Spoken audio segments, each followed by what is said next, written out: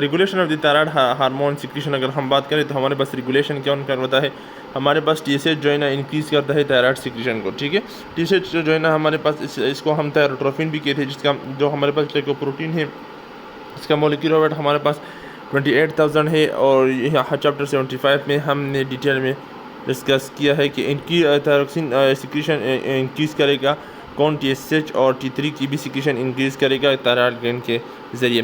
जो है ना इंक्रीज़ द प्रोटीलाइसिस ऑफ थायरोग्लोबुलिन में जो है ना प्रोटीलाइसिस करेगा ताकि थायरोग्लोबुलिन से हमारे लिए T3 एंड T4 निकलवा सके प्रोटीलाइसिस ऑफ द थायरोग्लोबुलिन। इसके अलावा increase the activity of iodine pump के ज़रिए आयोडीन की जो है ना अंदर लेकर आएगा, और जितना आयोडीन अंदर आएगा, ठीक है, आयोडीन तो वो आयोडीन नहीं, आयोडाइड जितना अंदर आएगा वो आयोडीन में कन्वर्ट होगा और हमारे पास टायरोसिन के साथ मिलकर हमारे पास T3 T4 बनाएगा।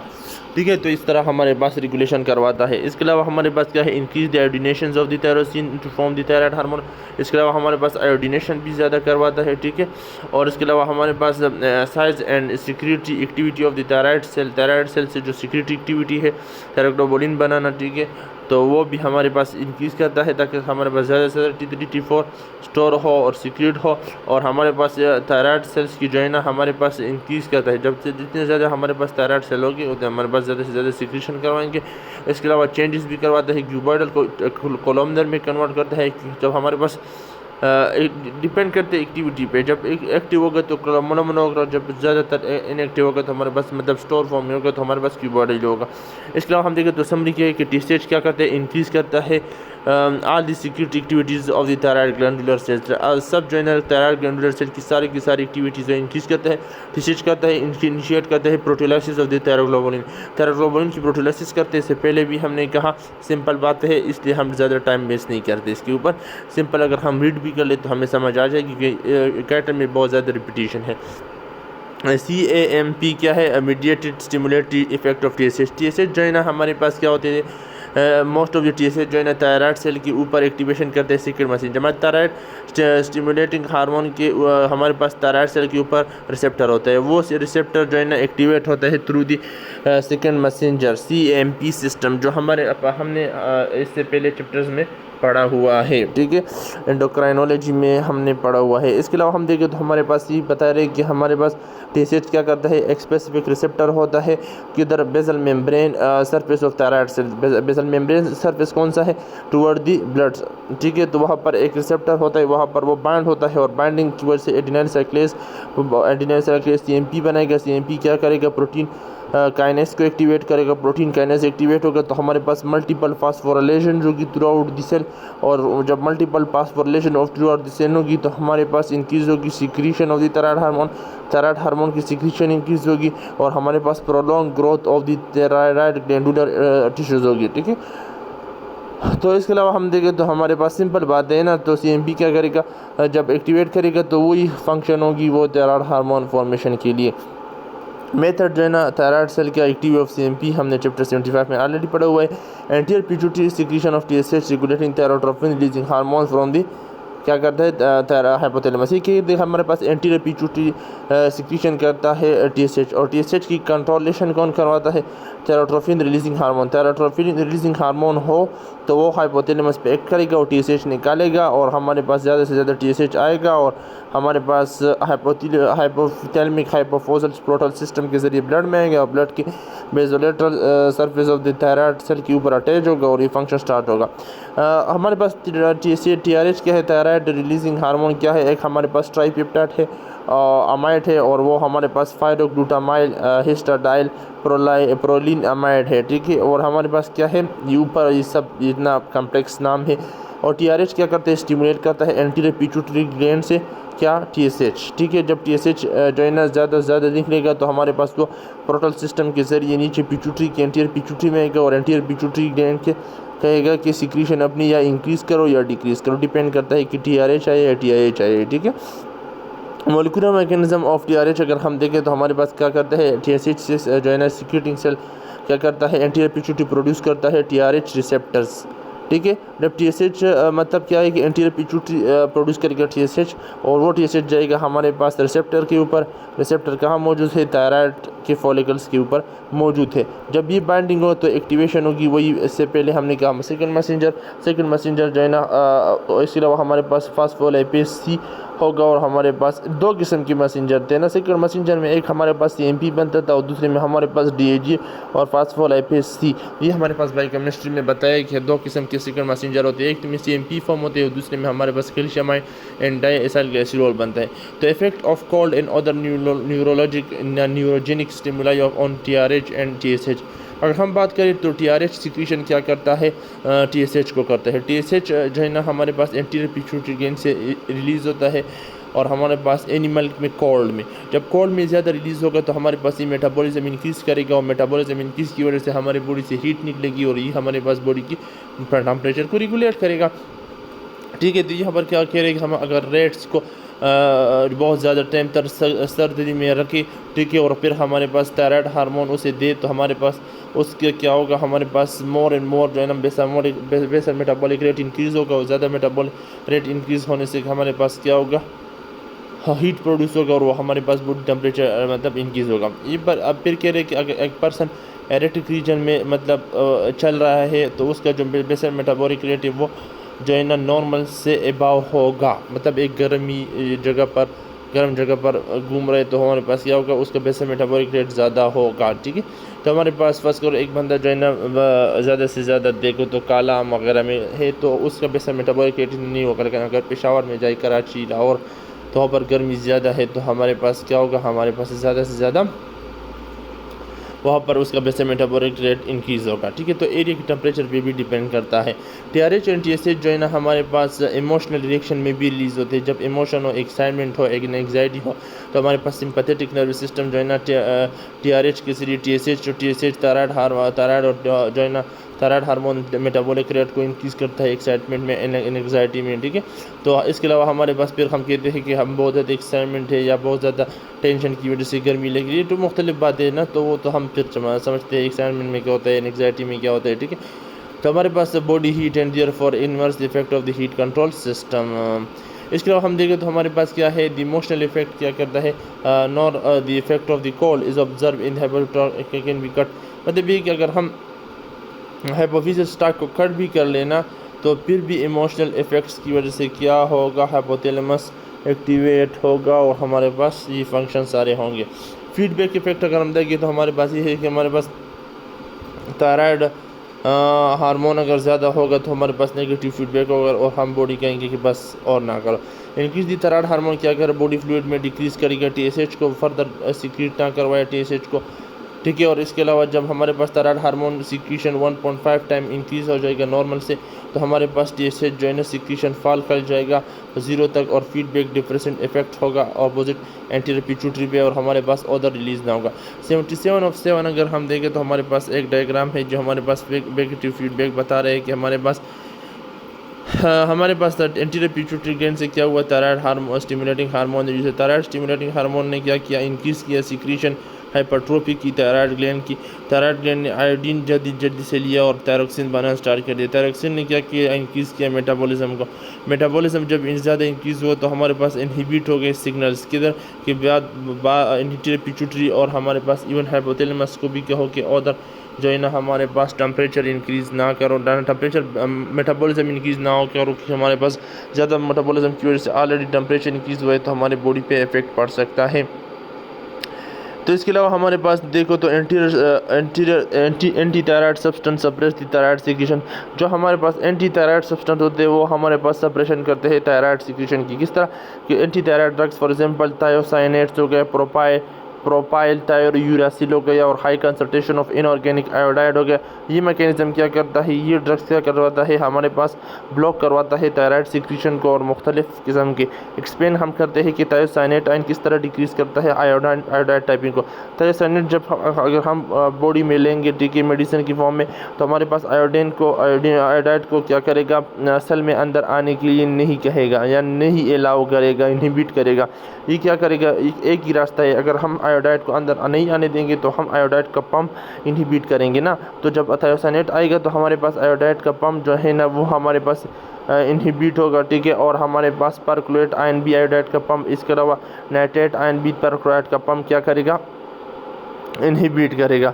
तो हमारे पास थायोसाइनेट्स क्या करेगा, हमारे पास हाई इनफ कॉन्सेंट्रेशन में हो तो हमारे पास एक कम्पिटिटिव इनहिबिशन की तरह iodide transport of the cell के ऊपर इनहिबिशन करेगा और हमारे पास आयोडाइड ट्रैपिंग के मैकेनिज्म को इनहिबिट करेगा। इसके अलावा हम देखें तो हमारे पास क्या है कि अगर हमारे पास अभी आयोडाइड हमारी बॉडी में कम हो, ठीक है, आयोडाइड कम हो, ग्रेनुलर सेल में कम हो, तो हमारे पास फॉर्मेशन ऑफ थायरोग्लोबुलिन भी नहीं बनेगा, क्योंकि हमारे पास थायरोग्लोबुलिन की क्या ज़रूरत है कि जब उसके पास आयोडाइड ही बाइंड नहीं होगा, ठीक है। तो हमारे पास it mainly prevent thyroglobulin, it is won't become iodinated and therefore forming thyroid hormone. The deficiency of the thyroid hormone turn lead to the secretion. अगर हमारे पास थायराइड हार्मोन की नहीं हो, ठीक है, तो हमारे पास टीएसएच ज़्यादा होगा, बिल्कुल जिस तरह ग्यूटर में होते हैं, ठीक है। टीएसएच थायराइड हार्मोन नहीं होते, ज़्यादा से ज़्यादा टीएसएच को सिग्नल जा रहे होते और हमारे पास ओवर ग्रोथ हो जाता है थायराइड ग्लैंड का। लेकिन हमें ये नहीं पता कि हमारे पास असल मसला क्या है। हमारा पास असल मसला है वो हमारे पास आयोडाइड की ट्रांसपोर्ट है, लेकिन हमारे पास टीएसएच फर्दर हमारे पास थायराइड ग्लैंड की हाइपरट्रोफी करवा रहा है। हाइपरट्रोफी ज़्यादा से ज़्यादा एक स्टिमुलस।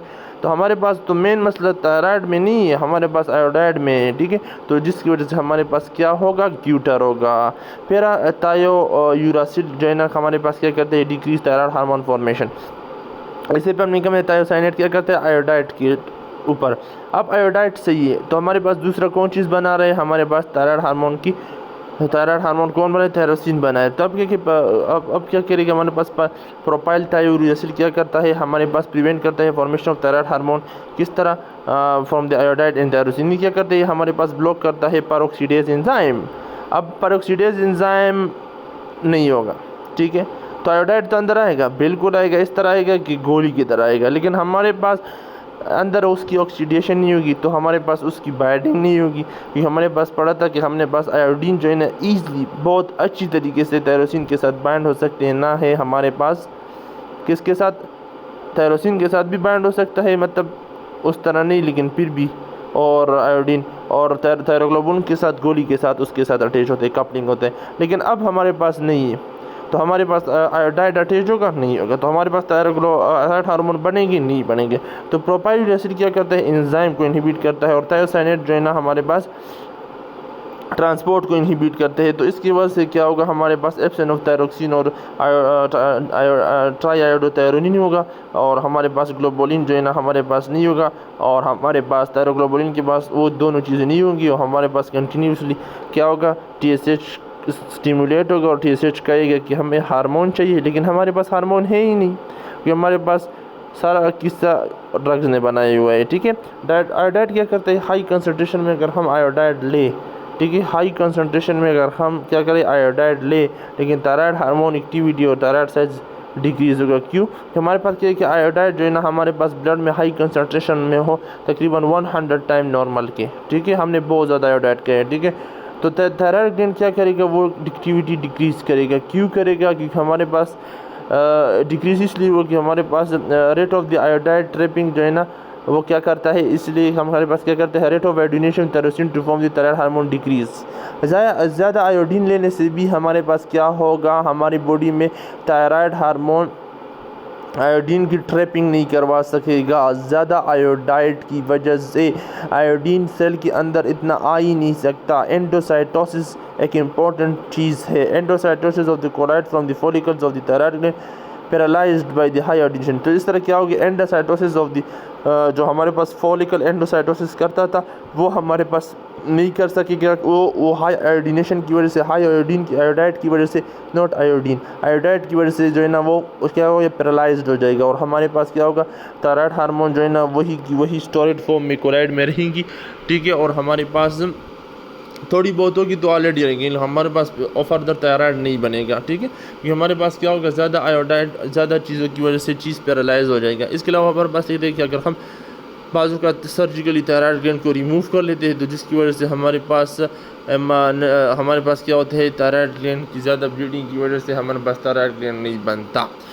डिजीज़ ऑफ द क्या है हमारे पास, हाइपरथायराइडिज्म। हाइपोथायराइडिज्म बहुत सिंपल, हमारे पास अगर हम देखें तो हाइपरथायराइडिज्म में क्या होता है, ज़्यादा से ज़्यादा थायराइड हार्मोन सिक्रीट होता है।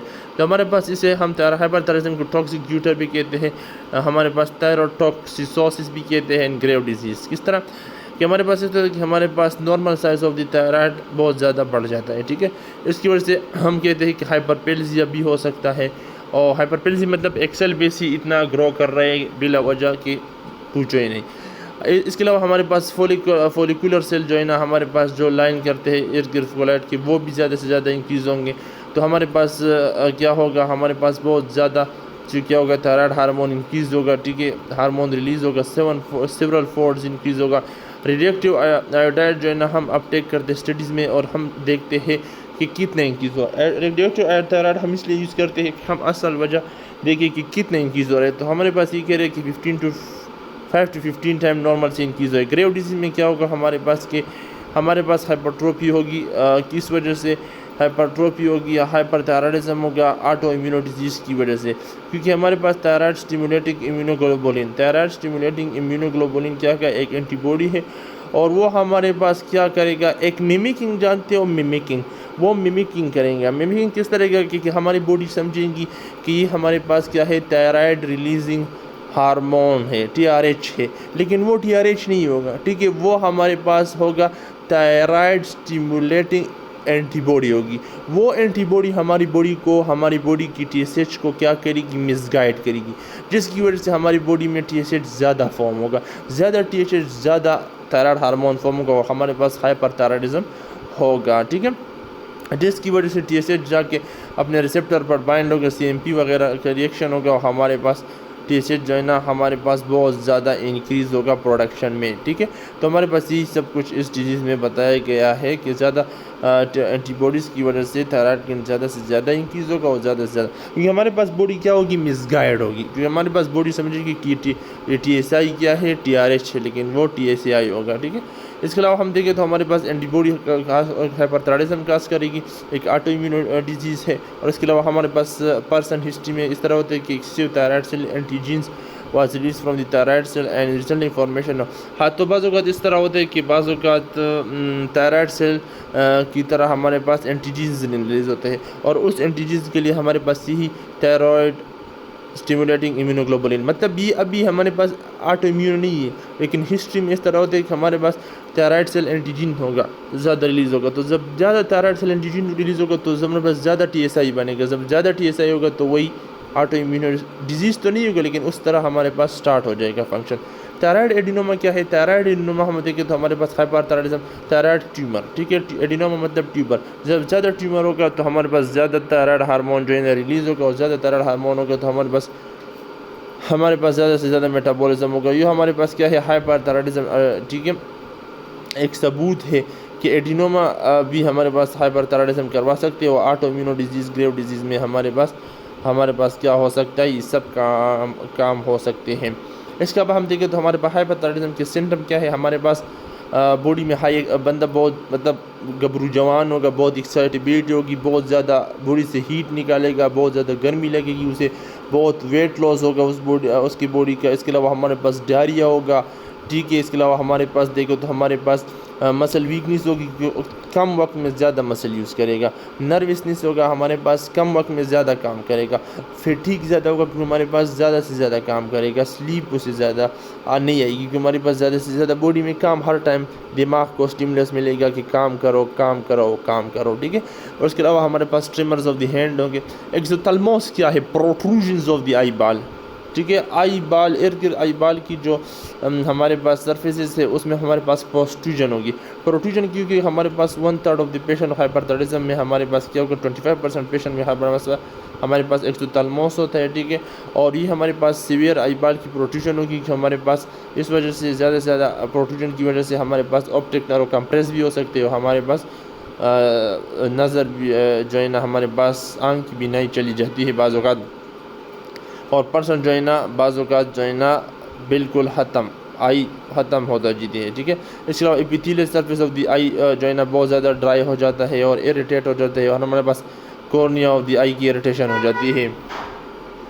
इसके अलावा हम देखें तो हमारे पास प्रोट्रूडिंग ऑफ द आई के साथ स्वेलिंग होगा रेट्रो ऑर्बिटल टिश्यूज़ का, ठीक है। एक्स्ट्रा ओकुलर मसल जो है ना बहुत ज़्यादा डिजेनरेट करेंगे। इम्यूनोग्लोबुलिन क्या करेंगे, इम्यूनोग्लोबुलिन हमारे पास क्या करेगा, इम्यूनोग्लोबुलिन हमारे पास रिएक्ट करेगा आई मसल के साथ और उसकी डैमेजिंग करवाएगा। ठीक है, इम्यूनोग्लोबुलिन एंटीबॉडीज़ है आई मसल के साथ रिएक्ट करके उसकी डिजनरेशन करवाएगा। इसलिए हमारा बाज़ पेशेंट में क्या होता है कि बाज़ पेशेंट में हम देखते हैं कि हमारे पास इम्यूनोग्लोबुलिन ज़्यादा होता है, TSI जो हमारे पास मिमिकिंग करते हैं हाइपरथायराइडिज्म का एक ऑटो इम्यूनोग्रेव डिजीज़ को हमें रिप्रेजेंट करता है। इसके अलावा ट्रीटमेंट क्या है, ट्रीटमेंट है हमारे पास ना डायग्नोस्टिक टेस्ट हम किस तरह फाइंड करेंगे कि ये हमारे पास हाइपरथायराइडिज्म है, डायरेक्ट मेजरमेंट करो किस चीज़ का, थायरोक्सिन का, T3 का ब्लड में किस तरह के, और दूसरे हमारे पास बंदे का बेसल मेटाबॉलिक रेट चेक करो, अगर +30 और +60 से अबव है तो हमारे पास हाइपरथायराइडिज्म है। इसके अलावा हमारे पास TSH की कॉन्सेंट्रेशन चेक करो, ठीक है, रेडियो इम्यूनोसी। इसके अलावा हमारे पास पीछे हमने चैप्टर 75 में डिस्कस तो नहीं किया था, सिर्फ बताया था कि इस तरह हम हार्मोन की कंसंट्रेशन फाइंड करते हैं। इसलिए हमारे पास TSI की देखो एंटीबॉडी तो हमारी बॉडी में ज़्यादा नहीं है, और दूसरी देखो हमारे पास बॉडी में एडिनोमा तो नहीं है। ट्रीटमेंट क्या है, ट्रीटमेंट तो हमारे पास ये है कि हमारे पास सर्जिकल रिमूवल करो थायराइड ग्लैंड को, अगर ट्यूमर हो, या हमारे पास जो ड्रग्स वगैरह है उसे हम कम यूज़ करें तो हमारे पास बहुत ज़्यादा इफ़ेक्ट होगा। इसके अलावा हमारे पास क्या करें, हमारे पास और ट्रीटमेंट हमारे पास क्या है कि रेडियोएक्टिव आयोडीन जो है ना बॉडी में डालो, और उस रेडियोएक्टिव आयोडीन से हमारे पास क्या करो, डिस्ट्रॉय करो वो सेल जो हमारे पास ज़्यादा से ज़्यादा थायराइड हार्मोन को स्टिमुलेट कर रहे हैं। ठीक है, तो ये सब काम करो और मज़े करो, ठीक है, ट्रीटमेंट करो। इस वजह से सर्जिकल रिमूवल ऑफ थायराइड, पॉलीफाइलोस मतलब वो ड्रग्स यूज़ ना करो जो हमारे पास ये सब काम कर रहे हैं। इसके अलावा रेडियोएक्टिव आयोडीन के ज़रिए हमारे पास ट्रीटमेंट क्या है कि हमारे पास हाइपोप्लास्टिक थायराइड ग्लैंड्स की सेल्स को जो है ना वो सेल जो वैसी भी ज़्यादा से ज़्यादा ग्रो कर रहे हैं उसको इनहिबिट करो। Thank you.